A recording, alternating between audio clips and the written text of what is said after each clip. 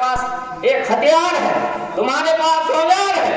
और अब पुराना साइकिल का जमाना नहीं है, थैला टांगने का जमाना नहीं है। ये सारी पार्टियों के पास दौलत ही दौलत है।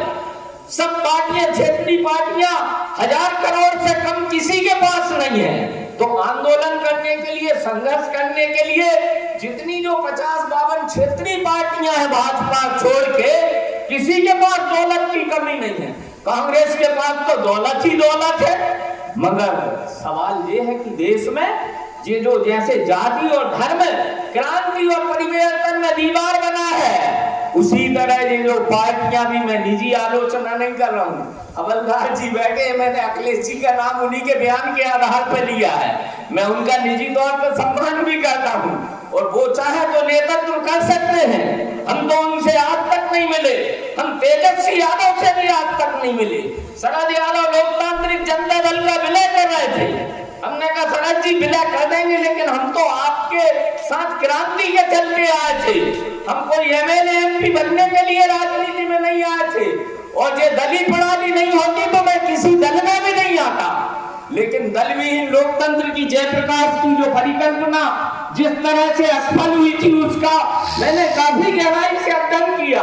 तो दलीय प्रणाली है, इसलिए दल जरूरी है। अब ये वामपंथी धारा के लोग हैं, ये लोग जो है इतना उसमें मतलब आंतरिक उनकी निर्णय प्रणाली इतनी जटिल है कि वो भारत की संस्कृति और जो उसके अंतर्विरोध है उसमें ठीक से पहले, अब तो 10-15 वर्ष से वो सामंजस्य बिठाने की कोशिश कर रहे हैं, लेकिन देर हो गई है। लेकिन चलिए, उन्होंने अपनी रणनीति पे और अपने दर्शन में वैचारिक परिवर्तन किया। वो भारतीय समाज के साथ, अंतर्विरोधों के साथ खड़े हो गए हैं। लेकिन समाजवादी धारा की जो पार्टियां हैं, हम एक पार्टी में आए थे, अभी तो हम किसी पार्टी में नहीं है। ये रामचंद्र जी, जुल्फकार जी, अभी वो एक आदमी वो लखनऊ से आ गया था, वो रामचंद्र जी पे एक फिर सील लगा रहा था कि मैंने कहीं इनको उपाध्यक्ष बना दिए। मैंने कहा फालतू बातें कर रहे हो। अरे ठीक है, अभी यहाँ शरद यादव की बात करने इकट्ठा हुए हैं, किसी पार्टी की बात करने इकट्ठे नहीं हुए। तो मेरा इस सभा से एक ही निवेदन है कि देश संकट में है और सिर्फ पार्टी या विचारधारा का संकट नहीं है, ये पूरी धरती पर संकट है।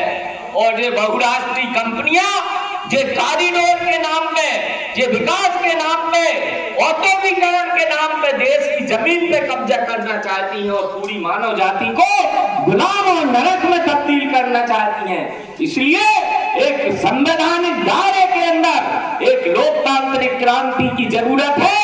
जनता और ये जो पार्टियां हैं, मैंने अन्ना आंदोलन में भी देखा, मैं उसके खिलाफ था, वो भी पूंजीवादी था।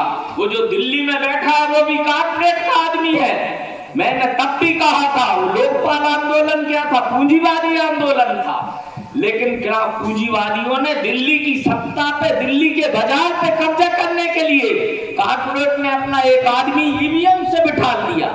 मैं तो दिल्ली में रहता था, वो जो प्रधानमंत्री का मीडिया सलाहकार था, 400 आदमी थे अन्ना आंदोलन में और 500 देश का मीडिया था। और दूसरे दिन आ गया था कि क्रांति हो गई। तो साथियों, पूंजीवादी इस ताकतों ने आपकी पूरी सभ्यता पे, संस्कृति पे, रोजाना की बहस पे कब्जा कर लिया है। उसको एक जन क्रांति से बदला जा सकता है और एक अहिंसक क्रांति की जरूरत है, परिवर्तन की जरूरत है। उसके लिए आपको मुद्दे छांट